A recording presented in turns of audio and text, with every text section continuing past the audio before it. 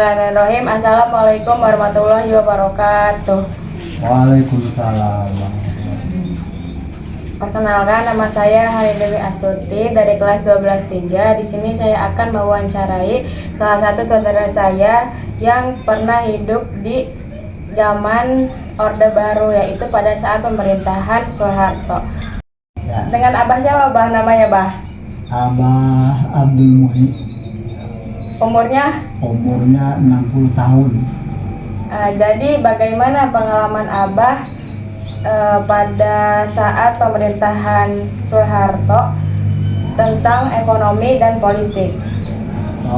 Abah, sepengalaman Abah akan menjabarkan ekonomi dulu ya.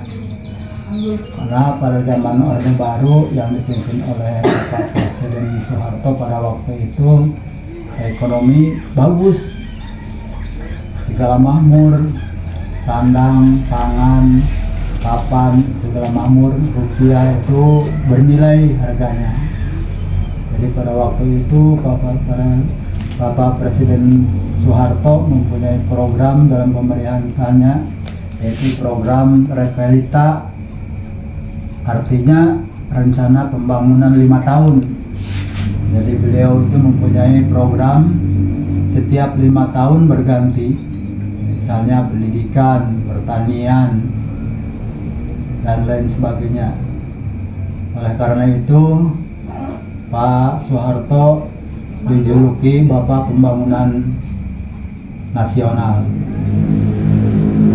Namun kemudian karena terlalu lama dia memimpin pemerintahan, akhirnya rakyat tidak diperbolehkan untuk berbicara, artinya berprotes terhadap pemerintahan beliau dan terhadap pemerintahan yang beliau jalankan, yaitu tidak boleh memprotes jalannya pemerintahan yang dipimpin oleh beliau, sehingga rakyat-rakyat yang cendekiawan termasuk mahasiswa semuanya mengadakan demo besar-besaran pada waktu itu. Kalau nggak salah itu tahun 89.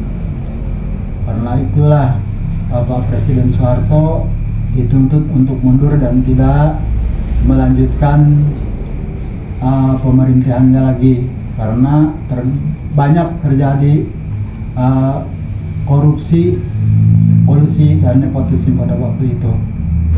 Oleh karena itulah pada cendekiawan, mahasiswa, dan para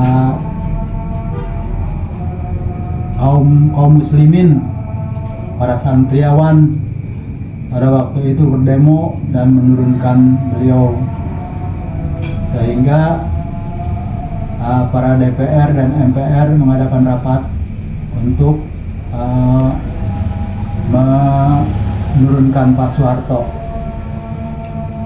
Namun kemudian selesai Pak Soeharto dan digantikan oleh Megawati, kalau nggak salah Megawati pada waktu itu. Karena pada waktu zaman Soeharto partai-partai banyak partainya, tetapi diharuskan harus yang ada sesuai dengan Pancasila, artinya yang ada gambarnya di Pancasila aja, baik itu gambar bintang, gambar Ka'bah. Bahkan pada waktu itu beliau bernaung di Partai Golkar. Partai Golkar adalah satu-satunya partai yang terbesar yang dipimpin oleh Bapak Presiden Soeharto. Sedangkan lawannya itulah PDI Perjuangan yang dipimpin pada waktu itu Megawati Soekarno Putri. Lawannya lagi adalah Partai Ka'bah atau partai yang sekarang itu P3. Oleh karena itu pada waktu itu partai yang sangat besar saling pada bermusuhan. Artinya pada demo-demo semua, bukan demo lagi, pada waktu kampanye mereka itu saling bertengkar dan saling memusuhi. Oleh karena itu Pak Soeharto dengan segala daya dan upayanya, beliau itu menjadikan pemerintahnya serba otoriter. Artinya ada kekuasaan ada di tangan dia. Sekian kira-kira komentar saya yang saya dapat sampaikan pada waktu itu, dan mohon maaf apabila banyak sekali kekurangannya. Jadi itulah wawancara dengan saudara saya. Kurang lebihnya mohon maaf. Wassalamualaikum warahmatullahi wabarakatuh. Waalaikumsalam warahmatullahi wabarakatuh.